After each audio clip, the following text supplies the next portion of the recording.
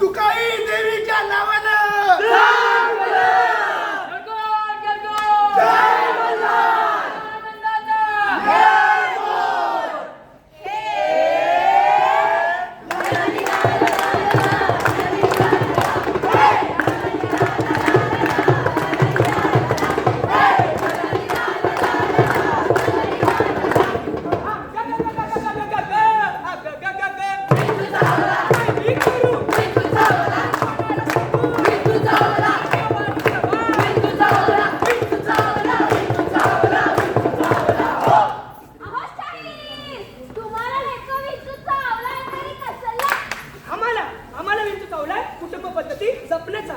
आम्हाला विंचू चावलाय मूल्य परंपरा जोपासण्याचा आणि आजच्या जगात हरवलेल्या एकत्रित कुटुंब पद्धतींचा जागर करण्याचा आणि म्हणूनच आम्ही सममहाविद्यालय राष्ट्रीय सेवा योजना आणि ब्रह्मोस मठाचे स्वयंसेवक आपल्यासमोर संविधान सादर करीत आहोत. पथनाट्य. होय होय पथनाट्य. आमचा विषय आहे कुटुंब पद्धती बदलत्या जगात हरवणारी मूल्य परंपरा. होय आम्ही आमची मूल्य परंपरा हरवली.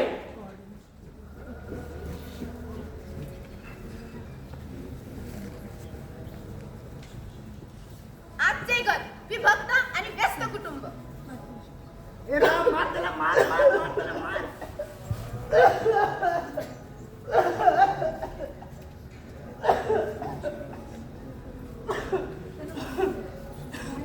सुरेश, ए बाबा सुरेश, पाणी देतोस का रे? अगं सुद्धा बाबांना काय हवंय बघ, माझी मीटिंग सुरू आहे. काय आहे त्यांचं नेहमीच? पिंकी, अगं पिंकी, आजोबांना पाणी दे गं, माझी सिरियल सुरू आहे. अगं आई, मी माझ्या अभ्यासाचा व्हिडिओ बघतेय. बंटीला सांग ना. शिट यार, आउट झालो. मला नका करू डिस्टर्ब. मलाच घ्यायला लागते. ऐको ऐको ऐको. हे बघा, हे आहे आपलं घर. प्रत्येक जण आपल्या डिजिटल कोपऱ्यात बंद आहे. बाबांना ऑफिस, आईला सिरियल्स आणि मुलांना गेम्स. पण आजी आजोबांचे काय? आज आजोबांनी पाण्याचा एक ग्लास मागितला होता, पण सगळ्यांपर्यंत त्यांचा आवाज पोहोचण्याआधीच त्यांच्या मोबाईल स्क्रीन मध्ये अडून पडला. हीच का आपल्या कुटुंबाची प्रगती? एकेकाळी घर म्हणजे माणसांच्या मनाने बांधलेलं नात्यांचं मंदिर होतं. आज घर आहे, भिंती आहे, फर्निचर आहे, पण संवाद तो कुठे हरवला. हातात मोबाईल वाढला आणि घरातल्या माणसांमधलं अंतरही वाढलं. तुम्हाला दिसतंय का? सगळे एकाच खोलीत आहेत, पण कोणीच कोणाच्या जगात नाही. नवीन जग जिंकला आपण, पण आपले संस्कार मात्र हरवले. हे आहे घर? नाही ना? चला तर पाहूया आजोबांच्या काळातील एकत्र कुटुंब. कुटुंब पद्धती जपूया, सगळ्या परंपरा जाणूया, संस्काराचे बीज पेरूया. या रे या सारे या. आजचे घर, पूर्वीचे घर, एकत्र कुटुंब. अरे पिंट्या, संध्याकाळचे 7 वाजले. देवपूजेला ये. हो आजी आलोच.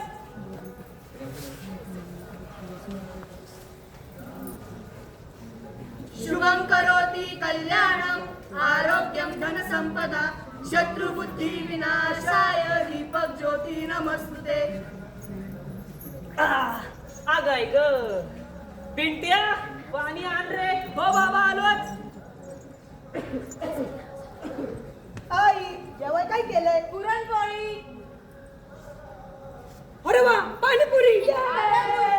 पाणीपुरी नाही, पुरणपोळी. अयो अंधार झाला.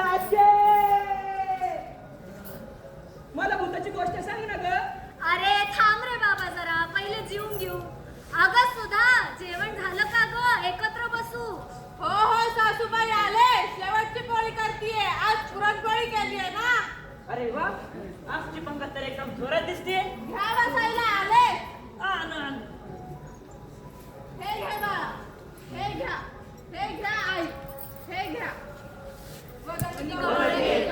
नाम घ्या श्रीहरीचे, सहजवन होते नाम घेता उगाचे. जीवन करी जिव्हा अन्न हे पूर्ण ब्रह्म, उदर भरण नोहे जाणीचे यज्ञ कर्म. जय जय रघुवीर समर्थ.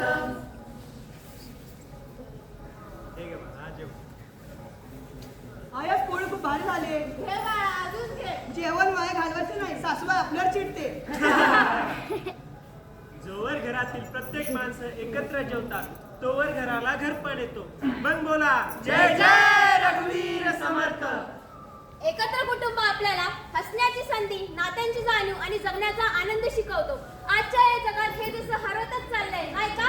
कारण जिथं आजोबांचा अनुभव, आजीची माया, बाबांची शिकवण, आईची काळजी आणि भावंडांची धमाल असते तिथं आयुष्य आपोआप सुंदर होतो. म्हणूनच म्हणते ऐका हो ऐका, एकत्र कुटुंब हेच सुख समृद्धीचा महामार्ग महामार्ग.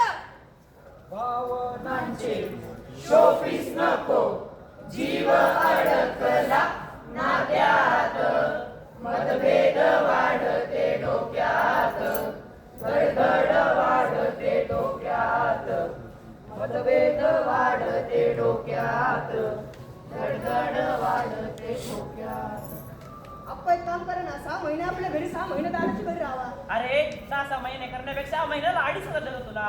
तू सांभाळ. तसंही आपल्या फ्लॅटवरती जागा कमीच आहे ना. आणि आता घराच्या नावावर 2 एकर जास्तच घेतले तुम्ही. म्हाताऱ्याला 1800ची नुसती दमाच्या गोळ्याच लागतात. 2.5 हजाराचं काय भूषण दाखवता? अरे दादा तुम्ही राखाल तिथं आवाज, आम्हाला करायला लागेल यांचं सगळं. अहो ताईचा फोन आला. बोला ना ताई. काय ग झालं का ग वाटण्या? हा झालंच नाही ग आता. बाई आणलं असतं मी त्यांना माझ्याकडे, पण तुला तर माहिती ना माझं कसं आहे. जाऊ दे, 2 एकर तरी त्यांनी त्यांच्यासाठी ठेवायला पाहिजे होते. अहो कशाला, आम्ही देतो की 500 रुपये वाढवून. देवा पाहतोस ना, ज्या मुलांना आम्ही जन्म दिला तळहाताच्या फोडाप्रमाणे जपलं, ती आज आमची किंमत ठरवायला लागलेत फक्त 3000 रुपये. 3000. बाप्पा आधी आमचं उद्या मग तुमचं मांडा. ए चल, ज्या घरात आपलीच माणसं आपलीच किंमत ठरवायला लागले तिथं राहायचं कशाला? चल. अहो थांबा, पण आपल्या नातवाचं काय? हे सगळे त्यांच्या कामात व्यस्त राहणार. त्या बिचाऱ्याकडे कोण लक्ष देणार? हे पाय मी चालव तुला याचं तर चल, नाही तर राह तू इथं. खेळ मांडला मांडला मांडला नात्यांचा, खेळ मांडला. अप्पा कुठे चालले? बाळा चालव तिथं जिथं आमचं कोणाला वजा होणार नाही. चालव तिथं. आप्पा हे घर कोणाचं आहे? हे वावर कोणाचं आहे? आप्पा कवून करता बरं तुम्ही असं? का बरं कोणाला काही बोलत नाही? बाळा जेव्हा आपलीच पोरं राहत नाही तेव्हा नात्याची माती होते, आणि ती माती मी माझ्याकडे ठेवून काय करू? आप्पा मला पण यायचे तुमच्या सोबत. नको रे बाळा, तू लहानच असून तुला नाही समजणार.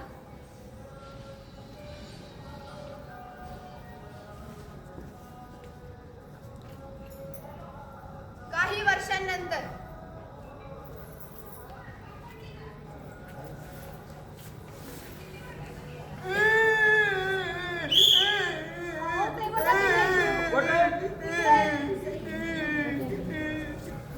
काय ग तुझं आहे का? हो माझंच आहे. काय रे बाळा इथं काय करतोय? तुला काय वाटतं का नाही लहान मुलाला एकटं सोडून गेले?